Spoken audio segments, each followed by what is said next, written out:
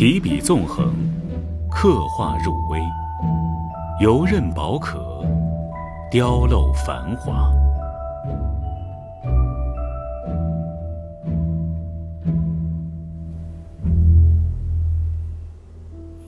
刻刀翩跹起舞，迷人的艺术创作正在蛋壳表面上演，线条婉转，刻痕细腻，这是精湛的民间艺术——蛋雕。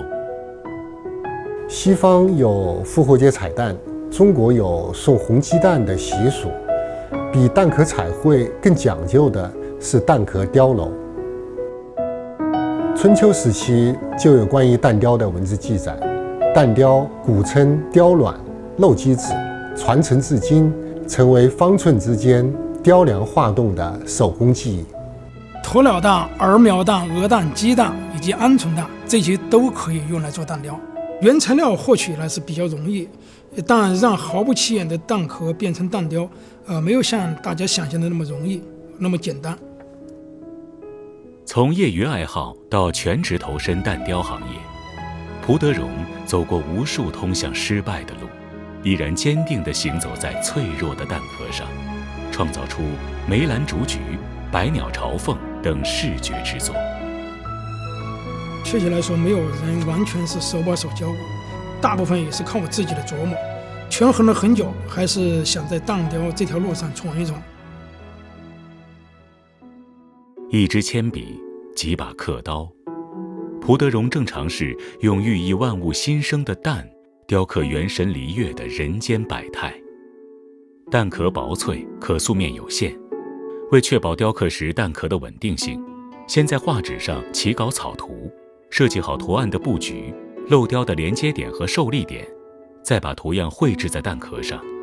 蛋壳是浑圆立体的，不同于平面上的那个三庭五眼和黄金分割来刻画，得用非正常比例定标绘图，经过反复修正后正式雕刻。在不到2毫米厚的鸵鸟蛋壳上复现离月的风土人情，需运用蛋雕里最难的深浮雕和镂空技法。深浮雕是用刻刀雕出凹凸起伏的图案，在灯光下蛋面凸起处显暗，凹陷位置亮灰相间，运用明暗关系呈现立体感。鸡蛋每刻一笔都有颜色的变化，但鸵鸟蛋只有纯白色，色泽单一，无法用颜色区分层次，只能靠深浮雕来凸显它的轮廓。离月港口的景观错落有致，雕刻的厚薄便有所区分。近景略厚，中景稍薄，越远的景物蛋面越薄，将透未透，薄如蝉翼，表现出群山和港口的距离。若是做到极致，即使不打灯，也能看出远中近的层次。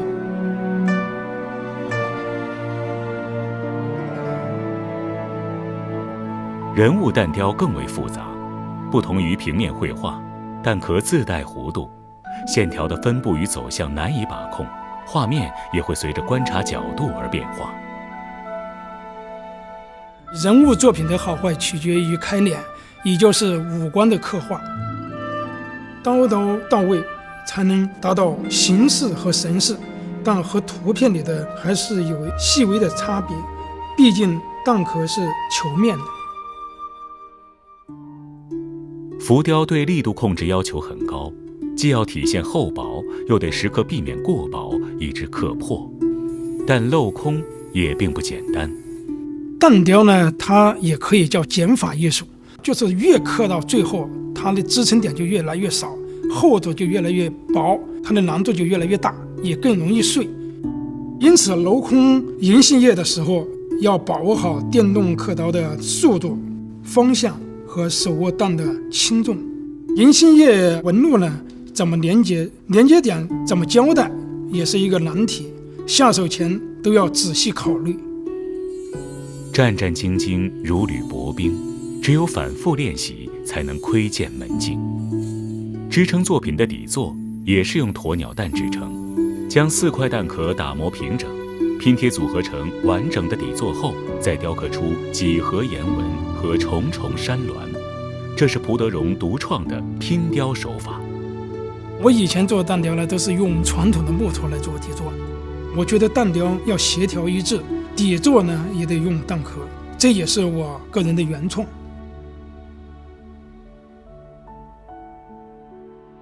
心在一意，其意必专。在蒲德荣的巧手之下，蛋壳上的图景栩栩如生。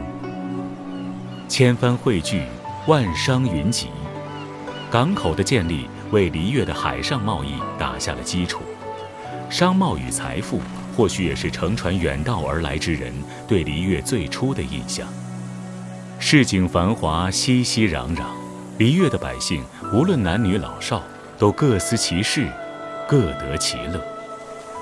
进入与人契约的时代，这片烟火人间，想必也能焕发新的生机。这次与原神的合作，我觉得非常好，也希望大家多到现场看看实物。图片上的蛋雕作品呢，会有一些变形，看得没有那么立体；实物呢，更加立体、真实，也更加直观。蛋雕是典型的表意的艺术，比较难通过用字引领这条路走进现代生活。但是蛋雕入门不难，适合发展为手工体验活动。我想有了广泛的社会用途，才会有更多的年轻人来学。期待蛋雕在未来能够大放异彩。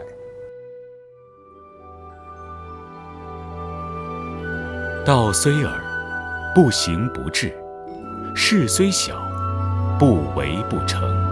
做好每一件和蛋雕有关的事，让古老的技艺继续留存展现。刀锐谋影，可宝巧刻，径寸千姿，守护非遗。